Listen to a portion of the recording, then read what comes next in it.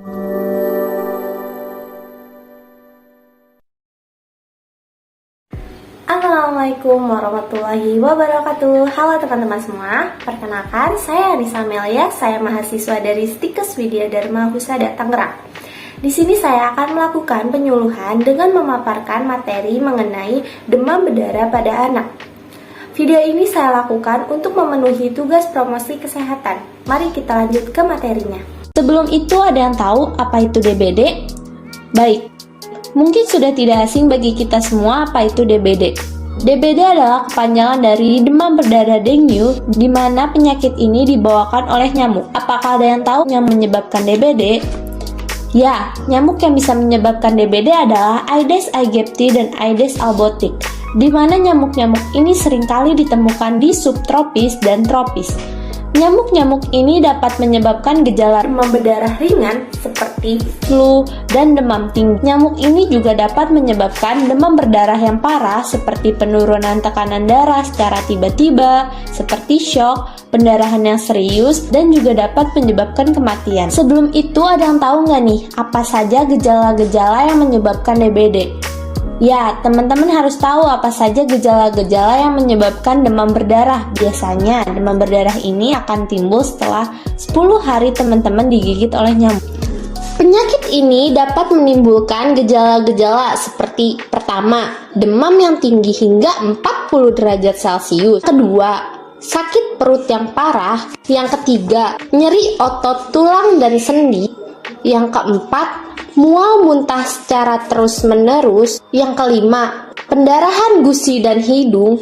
Yang keenam, pernafasan yang sulit atau bisa disebut sesak nafas. Yang ketujuh, pendarahan di bawah kulit. Yang kedelapan, darah di dalam urin, muntah, dan tinja. Yang kesembilan, kelelahan. Yang kesepuluh, kegelisahan. Jadi teman-teman harus berhati-hati jika teman-teman sedang mengalami gejala yang di atas. Baik, kita lanjutkan materinya. Bagaimana sih jika kita sudah terkena DBD? Atau bagaimana cara pengobatannya? Sayangnya teman-teman, DBD ini tidak ada pengobatan secara khusus. Namun teman-teman, bila sudah pulih dari DBD, teman-teman harus banyak mengkonsumsi cairan seperti minum. Yang kedua, karena ditakutkan teman-teman mengalami tanda gejala dehidrasi. Makanya, kita harus banyak mengkonsumsi air putih. Lalu gimana nih kalau kita sudah mengalami tanda gejala di atas?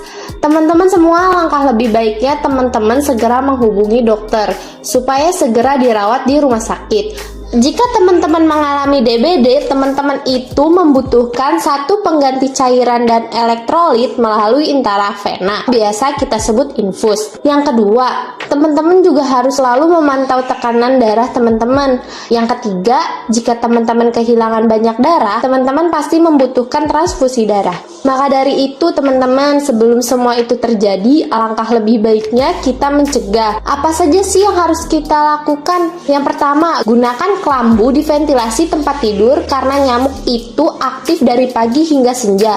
Namun, dia juga aktif di malam hari ketika menggigit. Yang kedua, kenakan pakaian pelindung jika kamu berada di tempat yang banyak nyamuk, seperti pakaian panjang, kaos kaki, dan sepatu. Yang ketiga, gunakan obat nyamuk seperti pemitrin. Obat nyamuk itu lebih gampang diaplikasikan.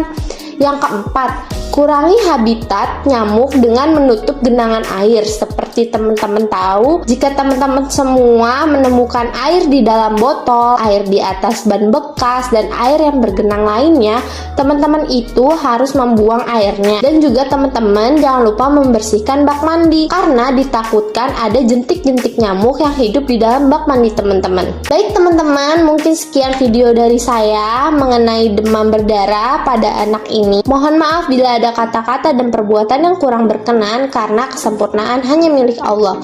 Sekali lagi mohon maaf, billahi taufik wal hidayah. Wassalamualaikum warahmatullahi wabarakatuh.